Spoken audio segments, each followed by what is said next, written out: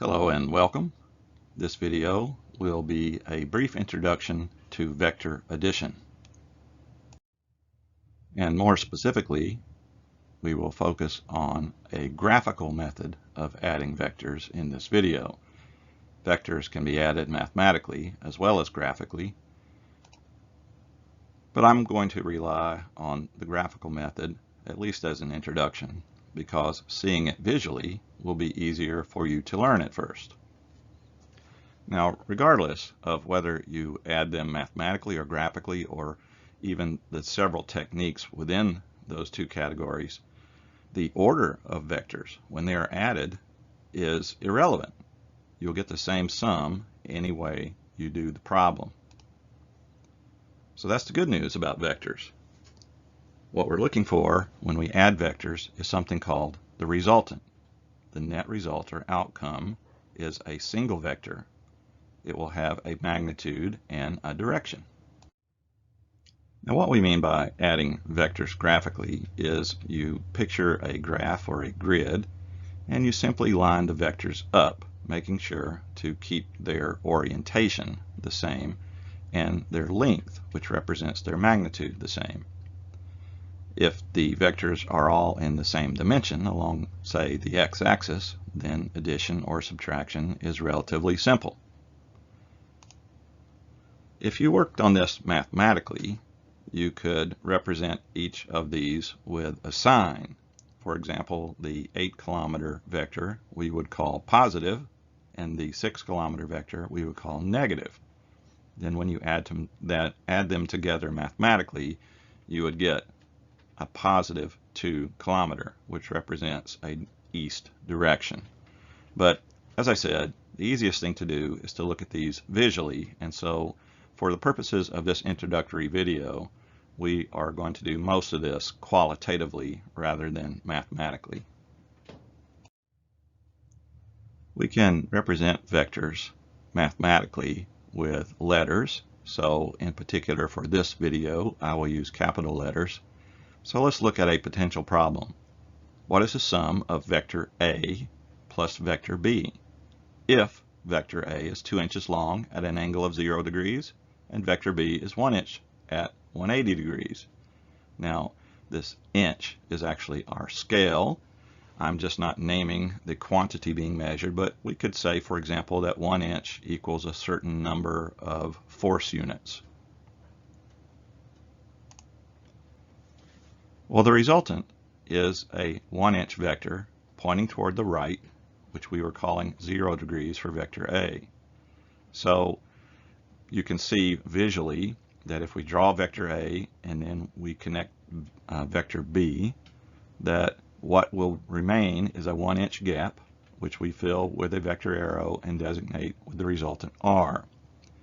Now, what is shown here is a graphical method known as tail to tip method of adding vectors. So the tail of B is added to the tip of A, and the resultant goes from the original tail to the final tip of the final arrow vector. This tail to tip method of graphically adding vectors will work for all vectors, even if they are not in the same dimension. And you can add multiple vectors. You don't have to limit yourself to just 2. Now, sometimes vectors are representing things like forces that are acting simultaneously on an object. At other times, they might represent things like displacement, which happen in succession. In other words, you go this direction for a while, and then you change directions for a while. It doesn't matter whether they are simultaneously or in succession. Vector addition will work the same. You'll get the same answer. The way to start is to use a graph or a grid and start with any one of the vectors and put the tail at something that you're going to designate as the origin for that particular problem. Make sure that the vector arrow is drawn to scale to represent the magnitude and is pointing at the correct angle. Then you take a second vector and without changing its direction or length, add it to the tip, the arrowhead of the vector that you just drew. So you put the tail of the new vector at the arrowhead of the first vector. If you have multiple vectors, then you simply repeat that process, always putting the tail of a vector arrow at the tip of the last arrowhead that you drew, and always keeping the magnitude or scale the same and the direction the same as what the problem specifies. The resultant, or net outcome, of all those vectors being added is drawn from the origin, the original tail of the first vector, to the last arrowhead tip. If you're doing this graphically, you can measure the resultant vector and use the scale to determine its magnitude. You can also use a protractor to measure its angle, which will determine its final direction. Now, that was a brief overview of the method. Let's look at a particular problem and you'll see how it works.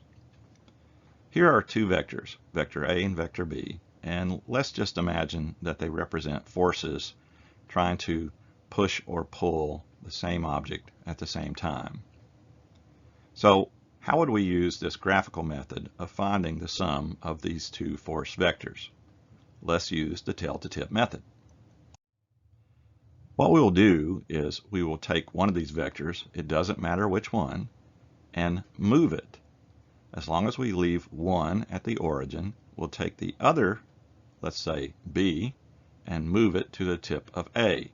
So you'll take B and slide it up until it touches the tip of A. You kept B the same direction and the same length.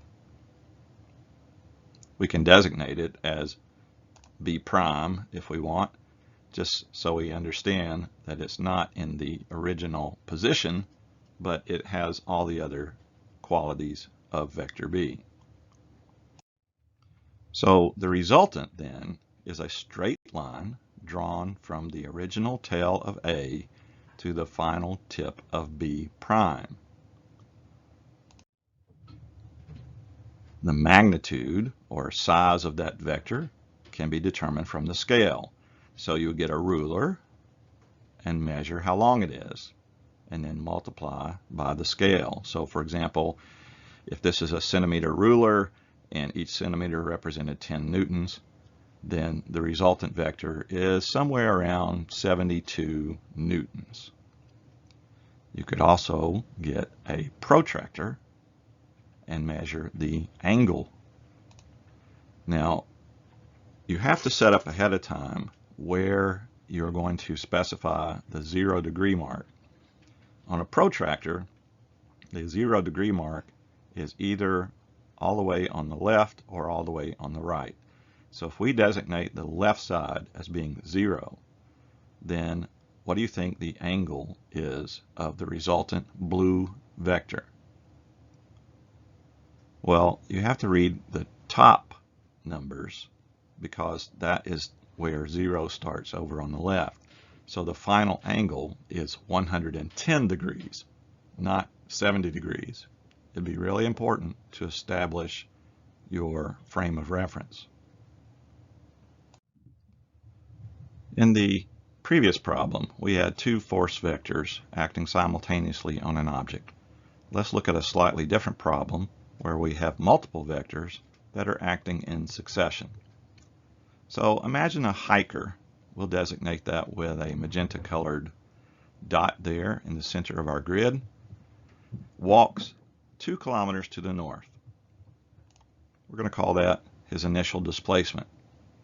Then 3 kilometers to the west, 4 kilometers to the south, 5 kilometers to the east, and 1 more kilometer to the south, and finally 2 kilometers to the west. How far did he end up from where he started? In other words, what is his resultant displacement?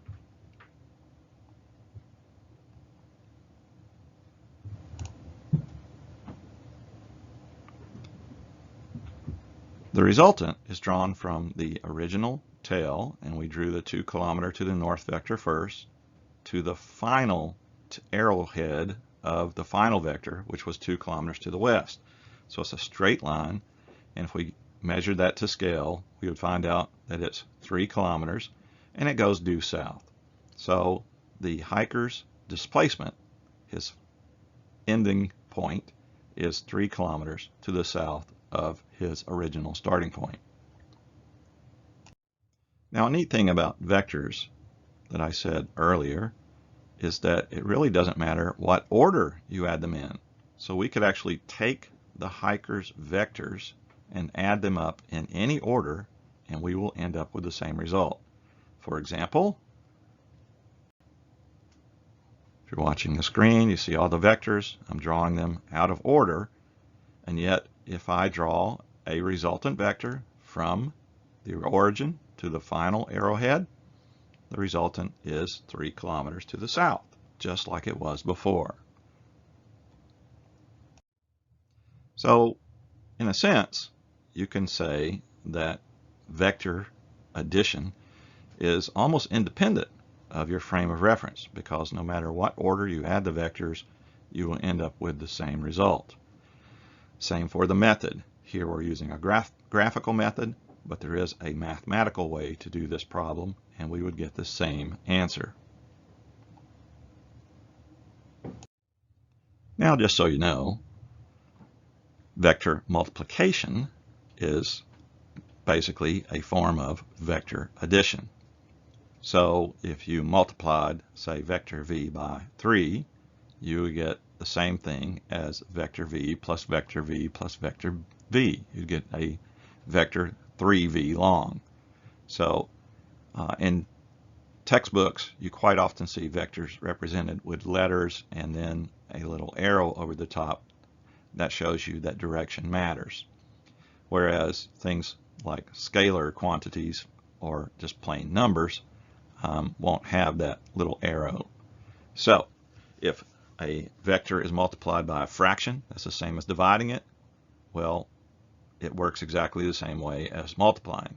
So 1/2 of v is just 1/2 as long. You don't change the direction. But if it is multiplied by a negative number, then that means the direction goes in the opposite way of the original vector. Now that's getting a little ahead. We aren't going to worry about multiplication and division today. I just wanted to introduce this concept. I want to re-emphasize that the reason we are learning about vectors is they represent quantities that we use quite often in real life as well as in physics. So vectors are quantities that have a magnitude and a direction, and we will see them all the time in the form of things like displacement, velocity, force, and pretty soon we'll be talking about acceleration. And there's lots of other vector quantities as well. So learning how to add or do other types of math with vectors is going to be really important. And just FYI, as I said, you actually use vectors all the time in real life. Most of the time you do it unconsciously, but anytime that you go walking or driving or try to throw or catch something, your brain is actually doing vectors. So that pretty much wraps it up for today. There are some homework problems and some optional additional things to look at on the Google Classroom.